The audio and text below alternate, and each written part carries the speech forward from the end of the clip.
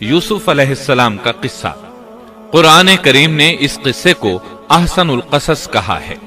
اس کے بارے میں اللہ تعالیٰ نے پوری ایک سورت یعنی سورہ یوسف نازل فرمائی۔ اس قصے میں دو عظیم نبیوں کا تذکرہ ہے، سیدنا یعقوب بن اسحاق علیہ السلام اور یوسف بن یعقوب علیہ السلام کا۔ اپنے بھائیوں کی وجہ سے یوسف علیہ السلام کن حالات کا شکار ہوئے، آپ اس کا تفصیل سے ذکر سنیں گے۔ سورہ یوسف مکی ہے اور یوسف علیہ السلام کا قصہ اگرچہ ابتلاء و آزمائش کی داستان ہے، لیکن اس میں اور بھی بہت سے فوائد ہیں۔ سننے والا اس سے لطف اندوز ہوتا ہے، اپنے اندر رحم اور انس کے جذبات محسوس کرتا ہے۔ اس قصے میں ان حالات کی طرف بھی اشارہ ہے جو انبیاء کے ساتھ پیش آتے ہیں۔ عام انبیاء کے حالات واقعات سے معلوم ہوتا ہے کہ پہلے وہ آسودہ حال تھے، لیکن جب انہوں نے دعوت دی تو ان کی قوم نے انہیں جھٹلایا، پھر آزمائش کا سلسلہ شروع ہوا، پھر ان کی قوموں پر عذاب آیا۔ اس قصے میں معاملہ اس کے بالکل برعکس ہے۔ اس میں شروع میں ابتلاء آزمائش کا دور ہے، پھر آسانی اور فراوانی کی داستان ہے۔ ایسا کیوں ہوا؟ علماء کے اس بارے میں مختلف اقوال ہیں۔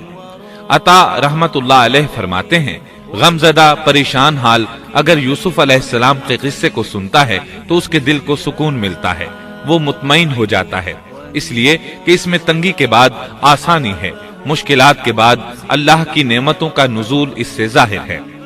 سورہ یوسف سورہ ہود کے بعد نازل ہوئی۔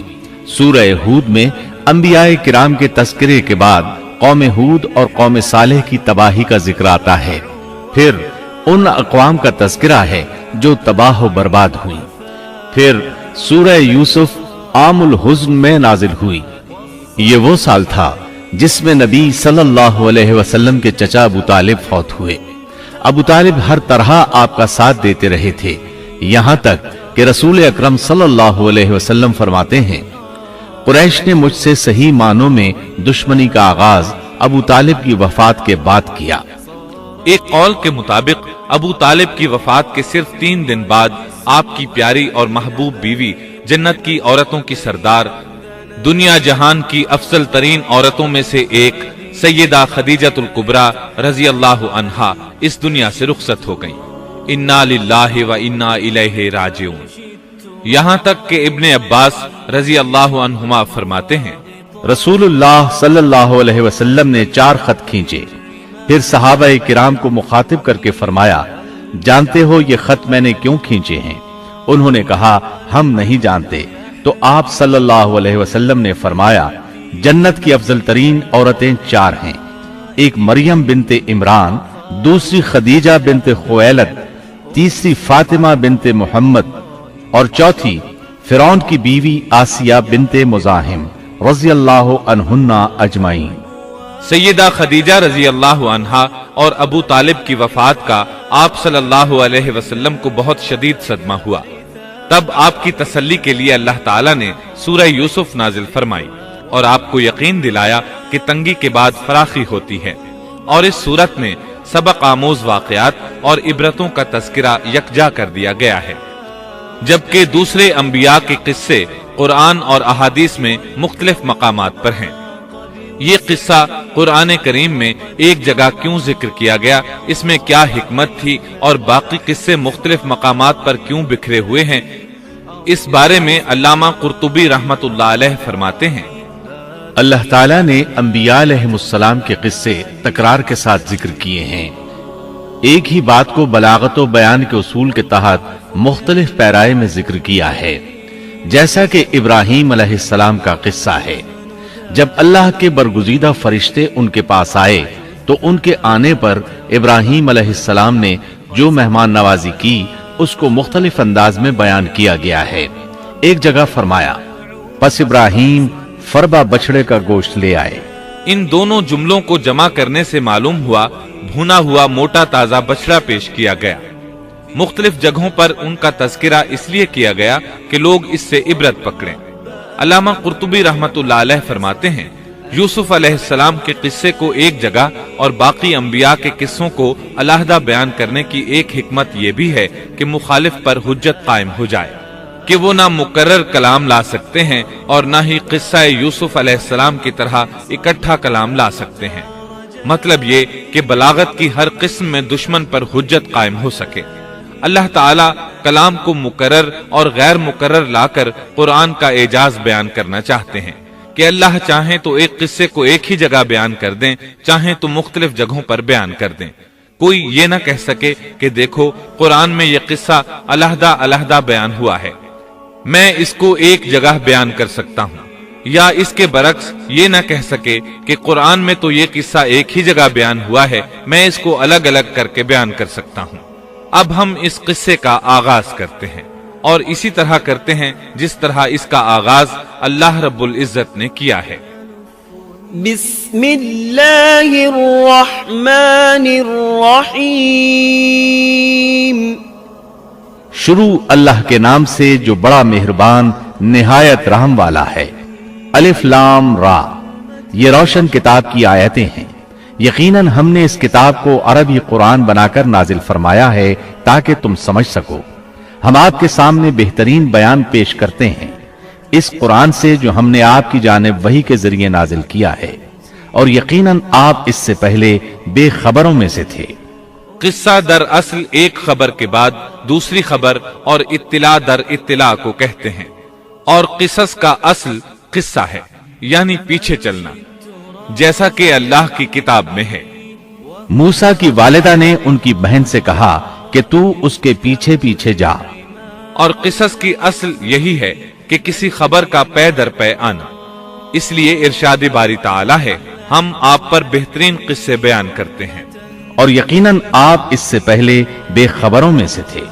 غفلت سے مراد یہاں اللہ کے ذکر سے غفلت نہیں، بلکہ اس کا مطلب یہ ہے کہ نزول قرآن سے پہلے آپ ان قصص سے واقف نہیں تھے۔ اللہ تعالیٰ سورہ یوسف آیت 4 اور 5 میں فرماتے ہیں، جب یوسف نے اپنے باپ سے ذکر کیا کہ ابا جی، میں نے 11 ستاروں اور سورج چاند کو خواب میں دیکھا ہے کہ وہ سب مجھے سجدہ کر رہے ہیں، یعقوب نے کہا، پیارے بچے، اپنے اس خواب کا ذکر اپنے بھائیوں سے نہ کرنا، ایسا نہ ہو کہ وہ تیرے ساتھ کوئی فریب کاری کرے، شیطان تو انسان کا کھلا دشمن ہے۔ رؤیا سے مراد وہ خواب ہے جس کو انسان نیند کی حالت میں دیکھے، اور رؤیت سے مراد وہ حقیقت ہے جس کو انسان حالت بیداری میں اپنی آنکھوں سے دیکھے۔ تو یوسف علیہ السلام نے خواب میں دیکھا کہ 11 ستارے اور سورج اور چاند انہیں سجدہ کر رہے ہیں۔ یعقوب علیہ السلام خواب کی حقیقت کو جان گئے، اگرچہ آپ خوابوں کی تعبیر نہیں بتاتے تھے، لیکن انہیں علم ہو گیا کہ اس میں یوسف علیہ السلام کی تکریم ہے، اور انہیں یہ بھی علم تھا کہ یوسف علیہ السلام کے بھائی ان سے حسد کرتے ہیں۔ اسی لیے انہوں نے یوسف علیہ السلام سے کہا کہ اپنے بھائیوں کو یہ خواب نہ سنانا۔ یوسف علیہ السلام کے 11 بھائی تھے، بنیامین ان کے سگے بھائی تھے، باقی 6 ایک ماں سے اور 4 2 لونڈیوں سے تھے۔ حقیقی بھائی ان سے حسد نہیں کرتا تھا، وہ عمر میں ان سے چھوٹا تھا، باقی سب ان سے حسد کرتے تھے، اور اس حسد کی وجہ یہ تھی کہ یعقوب علیہ السلام ان سے والہانہ محبت کرتے تھے۔ اسی طرح بنیامین سے بھی انہیں بہت لگاؤ تھا، مطلب یہ کہ ان دونوں سے انہیں زیادہ محبت تھی، اور محبت میں کمی بیشی کوئی بری چیز نہیں، البتہ نبی کریم صلی اللہ علیہ وسلم نے فرمایا، ان میں عدل سے ضرور کام لیں۔ غرض یعقوب علیہ السلام کو ان دونوں سے زیادہ محبت تھی، ان کا دل ان کی طرف زیادہ مائل تھا، یہاں تک کہ لمحہ بھر بھی انہیں نظروں سے اوجھل نہیں کرتے تھے۔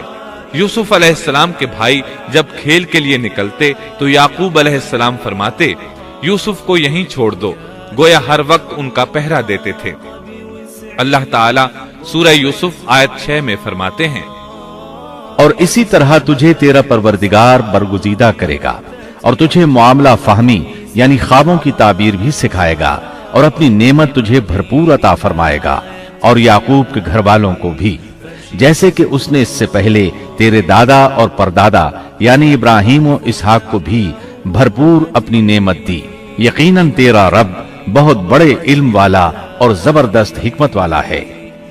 یعنی آپ کو منتخب کر لیا اور تمام بھائیوں سے آپ کو چن لیا، اور یعقوب علیہ السلام کے سارے بیٹوں سے آپ کا انتخاب کیا، اور اس دور کے لوگوں میں سے آپ کو نبوت دینے کا ارادہ کیا۔ मजीद ये कि वो लोगों को ख्वाबों की ताबीर भी बताते थे, और आयत में जिस नेमत का जिक्र है इससे मुराद नबूवत की नेमत है, और ये किस्सा अल्लाह ताला ने नसीहत के लिए जिक्र किया है। अल्लाह ताला सूरह यूसुफ आयत 7 और 8 में फरमाते हैं, यकीनन यूसुफ और उसके भाइयों में दरियाफ्त करने वालों के लिए बड़ी बड़ी निशानियां हैं। जबकि उन्होंने कहा कि यूसुफ और उसका भाई बनिस्बत हमारे बाप को बहुत ज्यादा प्यारा है, हालांकि हम ताकतवर जमात हैं, कोई शक नहीं कि हमारे अब्बा सरी गलती में है। कहा जाता है कि यहूदियों ने नबी करीम सल्लल्लाहु अलैहि वसल्लम से यूसुफ अलैहिस्सलाम के किस्से के मुतालिक सवाल किया तो ये मुकम्मल सूरत उन्हें किस्सा सुनाने के लिए नाजिल हुई, जबकि बनी इसराइल को ये मुकम्मल किस्सा मालूम न था, और जो मालूम था वो भी तहरीफ शुदा था। कुरान उनकी इस तहरीफ को वाज़ेह करने के लिए भी नाजिल हुआ, और जो भी बनी इसराइल का शख्स या कोई और इसके मुतालिक पूछेगा उसके लिए इबरतें और नसीहतें हैं।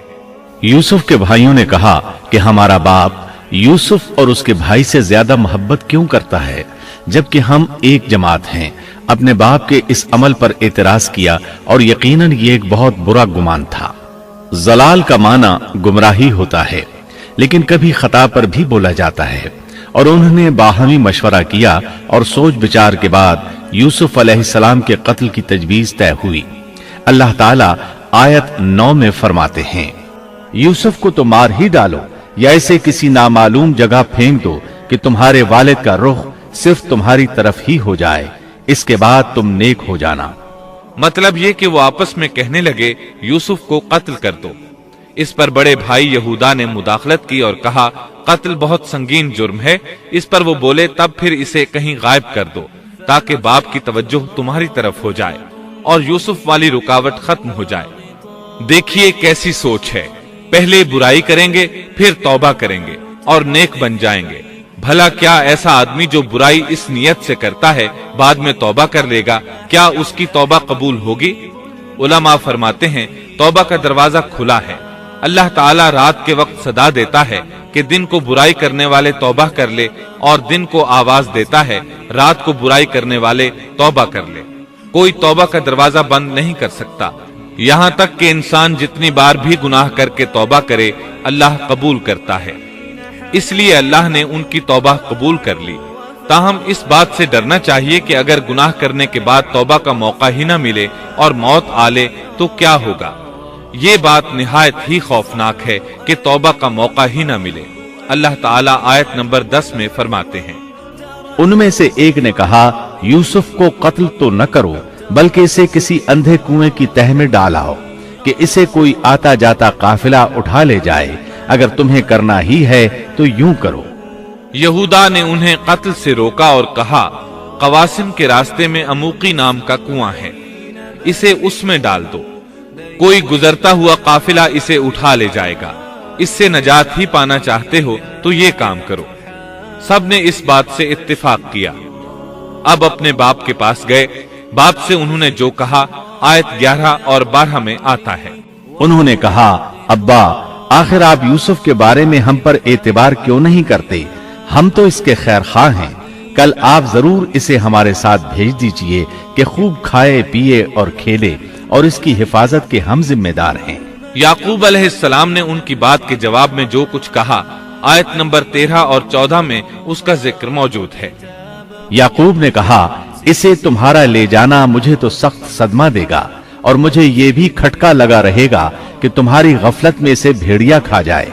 उन्होंने जवाब दिया कि हम जैसी जोरावर जमात की मौजूदगी में भी अगर इसे भेड़िया खा जाए तो हम बिल्कुल निकम्मे ही हुए।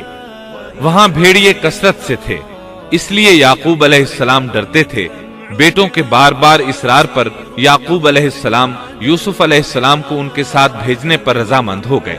अल्लाह ताला आयत 15 में फरमाते हैं, फिर जब उसे ले चले और सब ने मिलकर ठान लिया कि उसे गैर आबाद गहरे कुएं की तह में फेंक दें, हमने यूसुफ की तरफ वही की कि यकीनन वक्त आ रहा है कि तू उन्हें इस माजरे की खबर इस हाल में देगा कि वो जानते ही न होंगे।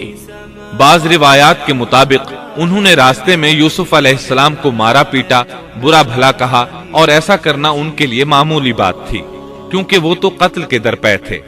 آخر کار کنویں کے پاس پہنچے اور مشورے کے مطابق انہیں کنویں میں ڈال دیا۔